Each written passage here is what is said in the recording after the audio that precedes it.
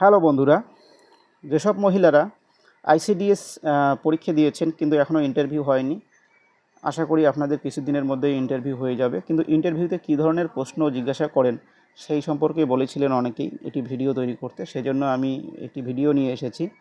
সাধারণ প্রশ্ন যেগুলো সেগুলো সম্পর্কে একটু স্টাডি করে রাখবেন, তাহলে আপনার ইন্টারভিউটা যথেষ্ট সহজ হবে।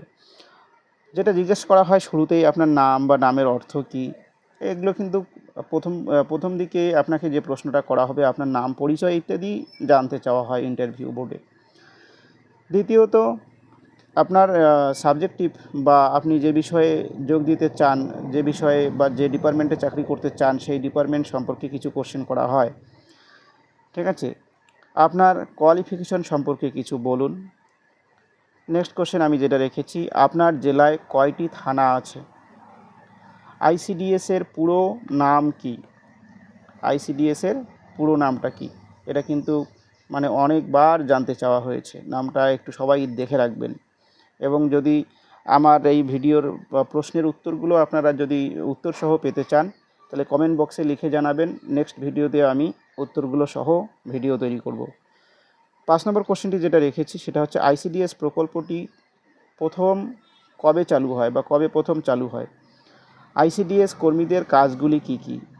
এগুলো কিন্তু ইন্টারভিউ বোর্ডে জানতে চাওয়া হয়। আপনি এখন কি করেন?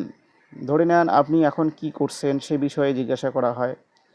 এ বিষয়ের উত্তর বিভিন্ন জনের কাছে বিভিন্ন রকম হতে পারে। আপনি বলতে পারেন যে আমি চাকরির পরীক্ষার জন্য প্রস্তুতি নিচ্ছি। বন্ধুরা, আমি এখানে সাবস্ক্রাইব কথাটা লিখে রেখেছি, আপনারা অবশ্যই আমার চ্যানেলটিকে সাবস্ক্রাইব করে রাখবেন, যাতে নিত্য নতুন ভিডিওগুলো প্রতিদিন আপনাদের কাছে নোটিফিকেশনে পৌঁছে যায় এবং আপনারা নোটিফিকেশন থেকে যেন ভিডিওগুলি দেখতে পারেন। এবং আপনাদের সহযোগিতায় পথ ফাইন্ডার এসএলকে চ্যানেলটি কিন্তু নিয়োজিত আছে। নেক্সট কোশ্চেন যেটি বলেছি, পুষ্টি কাকে বলে? দেখুন, এই কোশ্চেনটা অনেককেই জিজ্ঞাসা করা হয়েছে যে পুষ্টি কাকে বলে। ঠিক আছে, তাহলে এই সব বিষয়ে আপনারা একটু অবশ্যই স্টাডি করে যাবেন। বৃদ্ধি ও বিকাশ বলতে কী বোঝো? বৃদ্ধি কি এবং বিকাশ কি? শিশুদের বৃদ্ধি এবং বিকাশ বলতে কী বোঝো? খাবারের প্রয়োজনীয়তা কি? ঠিক আছে, খাবারের প্রয়োজনীয়তা কি? দুটি সুষম খাবারের নাম বলুন। এই সমস্ত প্রশ্ন কিন্তু বিগত বছরে প্রায় করা হয়েছে, অনেক ক্যান্ডিডেটকে করা হয়েছে। আপনারাও এই সমস্ত প্রশ্ন উত্তর নিয়ে রেডি থাকবেন। ইন্টারভিউটা যে খুব কঠিন হয় তা কিন্তু বলবো না, কিন্তু একেবারেই কিছু প্রস্তুতি না নিয়ে যদি আপনারা ইন্টারভিউ দিতে যান তাহলে কিন্তু সমস্যায় পড়তে পারেন। যেন আপনাদের সমস্যা না হয় সেই জন্য বলছি, আপনারা এই ধরনের প্রশ্ন উত্তরগুলো খাতায় লিখে অবশ্যই বাড়িতে প্র্যাকটিস করবেন।